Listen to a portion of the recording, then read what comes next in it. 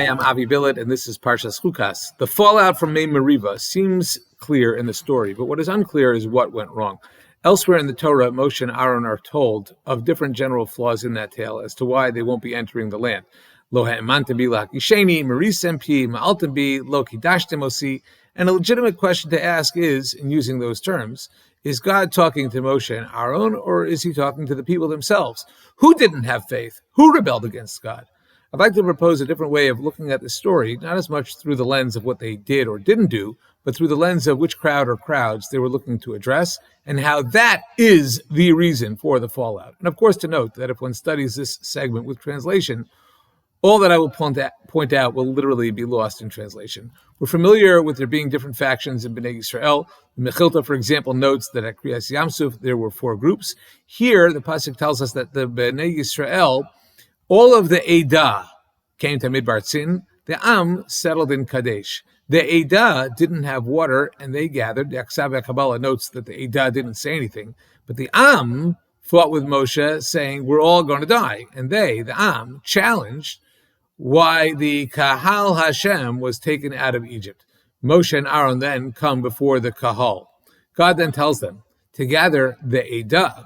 God tells them all the instructions of take the staff, speaking, bring water out for them, and then give to drink to the Eida and their animals. In Pasuk Yud, however, they gather the Kahal, not the Eida. They speak to them, and then Moshe strikes the Selah twice, and much water comes out, which implies the people he is addressing now have water. And then the Pasuk says, Vatesh ta'eda ubi iram. Moshe and Aharon are then told they will not bring the Kahal to the land. And the narrative summarizes that these are the waters of strife where Bnei Yisrael fought with God. Our precise reading will indicate that it was the Am that fought with Moshe, not the Eida, and yet the emphasis in the fallout is on Mei Meriva asher ravu Bnei Yisrael es Hashem, not on what Moshe and Aharon did. Bnei Yisrael, Am, Kahal, Eida, Kahal Hashem. Why so many names for the same people in so few psukim? I believe the answer is because they're not the same people. They are different groups, which means that while the Eida gathered and said nothing, and Moshe was instructed to deal with them, Moshe took the bait from the Am, who chose to fight and complain. He gathered a Kahal, he chose to give Musar and brought out water, a result of which completed the initial instruction of Vihishkisa es ha'ida v'es bi'iram with Vatesh ta'ida uvi'iram. But it's the fallout with the Am and the Kahal on the one hand, and not dealing directly with the Eida as instructed on the other hand, which is the problem. So who are these groups? Rashi on Parashat Aleph in Bamidbar notes that the word Am or Ha'am implies the group in question are Rishaim. The word Ami implies better people, and the Sifsei Chacham adds, unless context suggests otherwise, such as in the pasuk Vayanu, Kol Ha'am Yachdav Vayomeru, Kol Asher Diber Hashem Na'aseh V'Nishma. Obviously, in that case, we're dealing with a good group of people. A number of commentaries point straight out that Am refers to the Erev Rav. You see this in the Tzur Armor, in the Shalah, in the Aksav Kabbalah.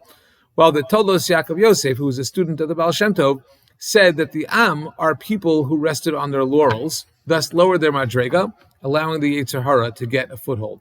Rav David Tzvi Hoffman suggests the Eida refers to leadership, while Malbim has a very extensive series of comments on this subject, noting that Eida refers to the Sanhedrin. Malbim in Vayikra 4, paragraph Reish Mem Aleph, Ramah, and in Bamidbar 17, notes that Eida refers to a group who gathers following a specific order. They are invited to a gathering. While his definitions of Kahal and Am seem to interchange the two, his comments about a Kahal are people who gather without any invitation or order in their gathering, aka the Hamon Am, who might be a disorganized mob. One example is Korach's Eida, who were largely organized. Another example of Eida appears in the plague stopped by Aharon with the Ketoris later on in Parshas Korach.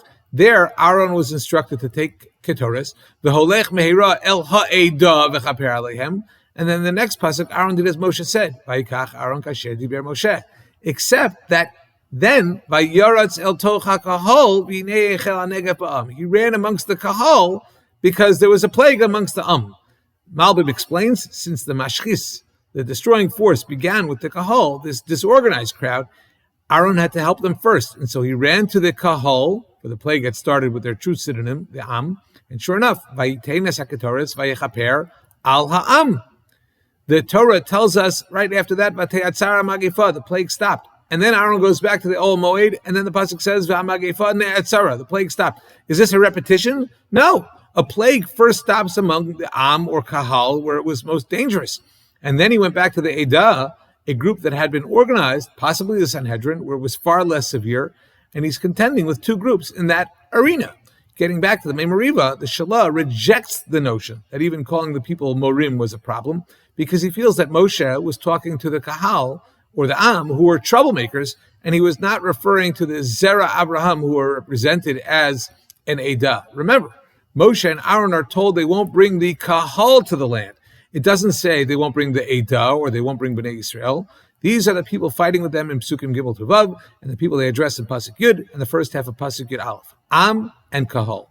Similar to Malbim, the Shalah looks at the Psukim in Devarim, where Moshe blames his non-entry on the people and suggests that Moshe is saying his non-entry is because the people are undeserving of having him lead them, and that is why he is going to die. Paragimel, the beginning of Eschanan, Vayisaber Hashem bi lema'anchem, that it was on your account. Yoshua is going to be taking the Am.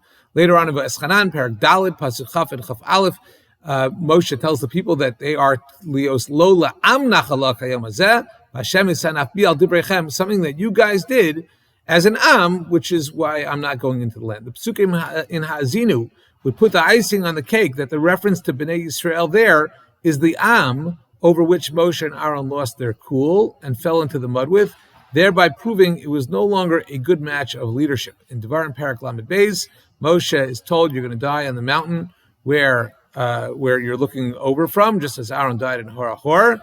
Al asher ba'altem bi b'soch b'nei Yisrael b'mei merivas kadesh and al asher lo kidashtem osi b'soch b'nei Yisrael.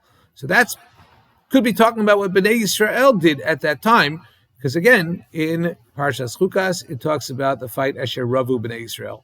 The only problem is the pasuk in Pinchas, Perek of Zion, Psukim Yud Gimel and Yud Daled, when Moshe is told you're going to look over on the land from here, and you're going to die as Aharon died. Kasher merisem pi b'midbarzin b'merivas ha'eida lakisheni b'mayim. Merivas ha'eida, the Eida didn't fight with Moshe. Malbim explains that the fight was that the Eida wanted a miracle, and that's a great Kiddush Hashem. And Moshe did not provide that because he struck the rock. And so the fight with the Eida was really over what degree of Kiddush Hashem Moshe would demonstrate. Call it leadership, call it a mistake. The point is that it is hard to truly point to a sin here. There was certainly a fallout, but was it between Moshe and God, or Moshe and the people, or Moshe and himself? Both Malbim and the Shalah are of the view that Moshe and Aharon were taken away from leadership because the people were undeserving of having them as their leaders. This is the struggle of any Eved Hashem who's trying to do a job, but is thrown curveballs from people who are in need. Who are the people? What is their sincerity level? How much are they on board with working to solve a problem, or are they just complainers? Do we take the bait that brings us to a low point, or do we have the patience to do exactly as God instructs? Moshe and Aharon talked to the wrong people, and in a way were brought down to their level as a result. This brings about a very regrettable leadership moment, which in that case ultimately translated to a leadership overhaul. Though this view puts the blame on the Am for not seeing what they had in leadership and treating them properly, rather than on Moshe and Aharon for having sinned in a manner that can't definitively be identified.